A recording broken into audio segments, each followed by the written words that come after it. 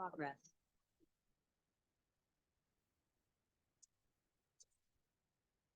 Selamat malam Bapak dan Ibu dosen sekalian, selaku pembimbing dari kegiatan studi independen khususnya adalah Bangkit Akademi.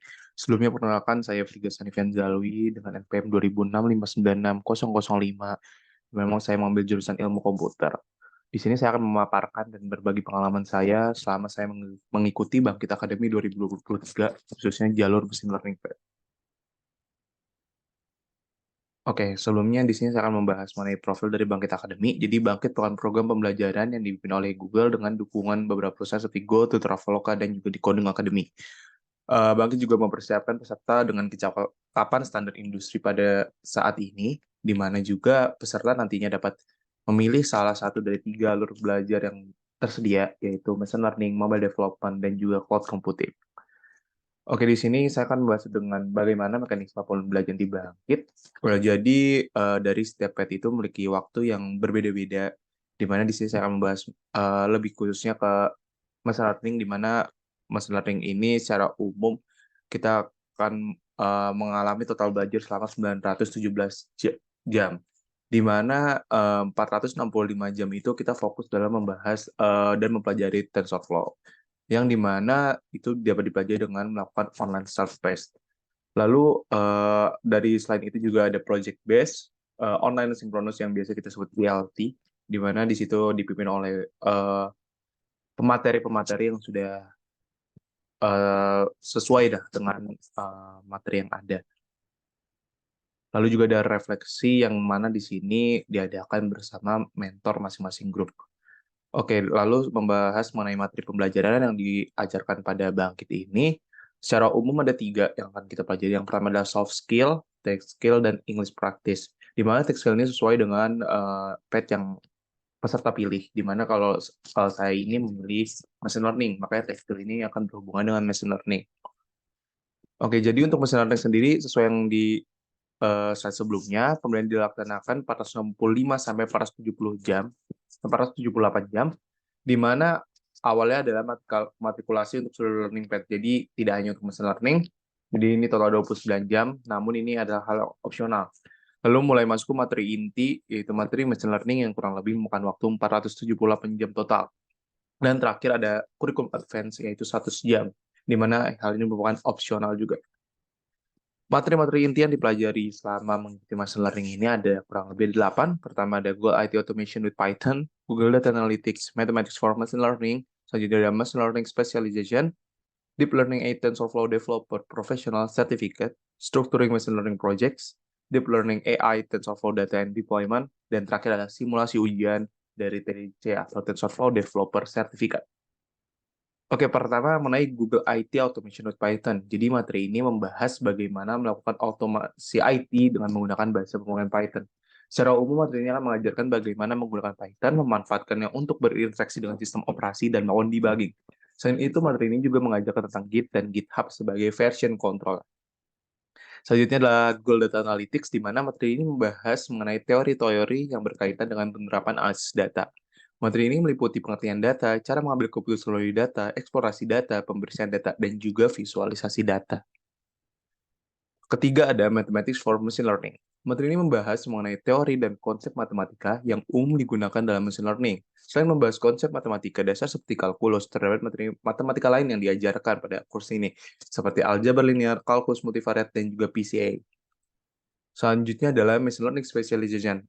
Materi ini sudah mulai masuk ke lingkup Machine Learning, di mana ini akan membahas mengenai penerapan-penerapan yang biasa dilakukan menggunakan Machine Learning, khususnya dalam pembuatan model. Untuk nulis saya sendiri diajarkan supervised model dan juga unsupervised model. Selain itu, saya juga diajarkan bagaimana memanfaatkan neural network, decision trees, dan juga sebagainya yang umum digunakan dalam pembuatan model.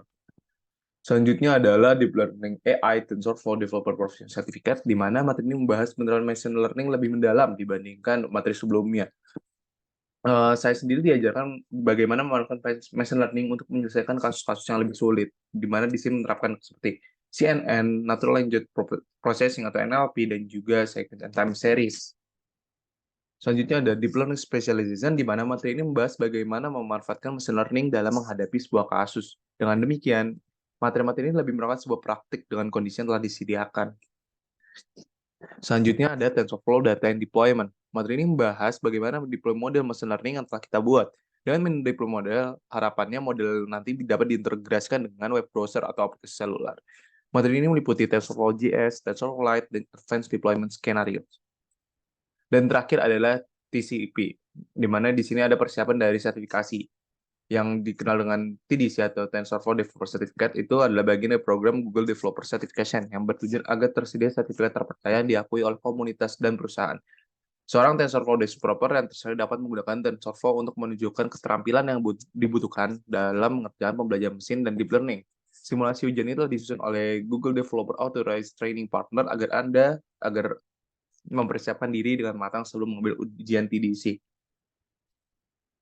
Oke, selanjutnya adalah capstone project yang dibuat oleh saya dan juga kelompok saya, yaitu teman tanam, yang dimana teman tanam ini kita berafiliasi dengan PT Toko Digital, di mana aplikasi ini bertujuan untuk pemberdayaan pertanian yang mampu mendeteksi penyakit tanaman dengan bantuan machine learning dan memberikan literasi pertanian.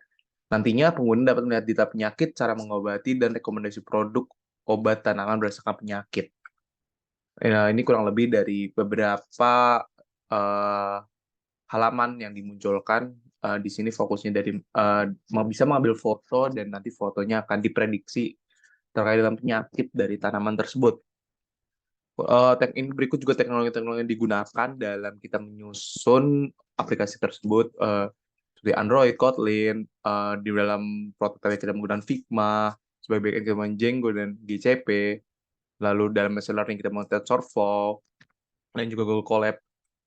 Dan bagaimana arsitektur aplikasi Android ini bekerja? Jadi, aplikasi teman-teman menggunakan repository pattern untuk arsitektur aplikasi. Sumber data berasal dari database lokal dan database remote.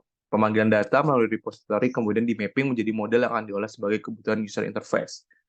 Lalu untuk machine learning-nya, di sini memanfaatkan Plantify Doctor dataset yang telah tersedia di Kaggle sebagai dataset untuk pembelajaran. Data yang kita pilih pun adalah apel, jagung, dan kentang, di mana secara umum kita melakukan pre-processing, lalu membuat model dan evaluasi model berulang-ulang sampai mendapatkan model yang sesuai dengan harapan kita. Lalu berikut juga arsitektur dari cloud computing-nya. Nanti semua akan dideploy ke app agent yang di mana request tersebut akan dipanggil oleh front end-nya, di mana itu adalah Android. Oke, selanjutnya adalah relevansi dengan perkuliahan Fasilkom. Jadi, berdasarkan kurikulum 2020 program Sarjana Fakultas Ilmu Komputer, terdapat 5 karakter kunci lulusan prodi Sarjana Ilmu Komputer, yaitu Sarjana Ilmu Komputer profesional, penyedia solusi berbasis komputasi yang nyata, bekerja sama secara global, dan juga etika profesi. Pertama, sarjana ilmu komputer. Bangkit Akademi mengajarkan pengetahuan praktik berbasis ilmu komputer dengan teknologi terkini dan membangun kemampuan penalaran kritis, sistematis, logis, dan mengikuti kaidah ilmiah untuk menyelesaikan masalah komputasional. Hal ini dapat terlaksana dengan memanfaatkan machine learning dalam menanganinya. Selanjutnya, profesional. Jadi, Bangkit Akademi menjamin mutu lulusan setiap pesertanya dengan uji kompetensi dan sertifikasi, mendorong untuk bertanggung jawab dengan pencapaian belajar selama kegiatan berlangsung dan beradaptasi dengan lingkungan belajar di Bangkit Akademi. Ketiga adalah penyedia solusi berbasis kompetensi yang nyata. Jadi, Bangkit Academy melatih kemampuan problem solving dengan membuat inovasi untuk masalah nyata dengan capstone project yang tadi. Selain itu, kurikulum pembelajaran berstandar kompetensi internasional milik Google Developer Authorized Training Partner memastikan implementasi solusi terbaik dalam pengembangan machine learning. Keempat adalah bekerja sama secara global. Peserta Bangkit Academy merupakan mahasiswa dengan berbagai latar belakang yang tersebar di seluruh Indonesia. Dengan satu metode komunikasi, melatih kemampuan komunikasi dan bekerja sama dengan sejawat di luar kampus. Dan terakhir adalah Bangkit Academy mendorong peserta untuk menjunjung tinggi etika profesi dan memperhatikan isu legal dalam pengembangan aplikasi, serta menjaga integritas, privasi, dan keamanan dalam implementasi pengembangan aplikasi sebagai bentuk solusi komputasi. Selain itu, di sini ada mata kuliah yang berisikan dengan learning path yang saya ambil, yaitu machine learning, Pramanda Kalkulus, aljabar linear, dan juga KSDD atau kecerdasan artifisial dan sains data dasar. Lalu apa aja sih yang saya pelajari di Bangkit Academy? Pertama ada pembelajaran machine learning dengan standar TensorFlow Developer Certificate dengan bahasa pemrograman Python dan library TensorFlow. Lalu juga soft skill untuk persiapan karir sebagai developer di dunia kerja dan profesional. Dan terakhir adalah pengembangan kemampuan berbahasa Inggris untuk komunikasi dalam dunia profesional. Berikut adalah saran saya untuk mitra, yaitu Bangkit adalah pertama, komposisi pesertanya. Proyek capstone itu memiliki masalah saat ini dan juga dari tahun-tahun sebelumnya, itu komposisi kelompok. Karena komposisi peserta yang tidak seimbang pada learning path tertentu. Pada tahun ini kurang seimbang ada di Android. Lalu study group-nya juga, Bangkit dapat mempertimbangkan pembuatan anggota pada study group lebih sedikit, sehingga pembelajaran akan berjalan lebih optimal. Selanjutnya, sama untuk fakultas adalah opsi konversi ke mata kuliah, di mana mata kuliah yang memiliki materi bisa dan pelajaran pada Bangkit Academy dapat dipertimbangkan untuk dikonversi menjadi SKS-nya. Dan untuk saran terakhir untuk calon peserta, pertama adalah mempertimbangkan learning path dengan matang. Jadi, pilihan learning path itu penting untuk jalannya selama Anda mengikuti Bangkit Academy, karena program itu kan berjalan secara intensif yang di mana di Fasilkom ini akan setara kurang lebih dengan 15 SKS.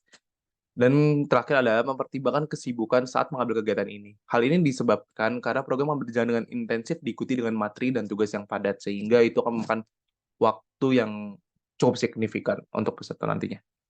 Baik, itu sekian pemaparan saya mengenai Bangkit Academy.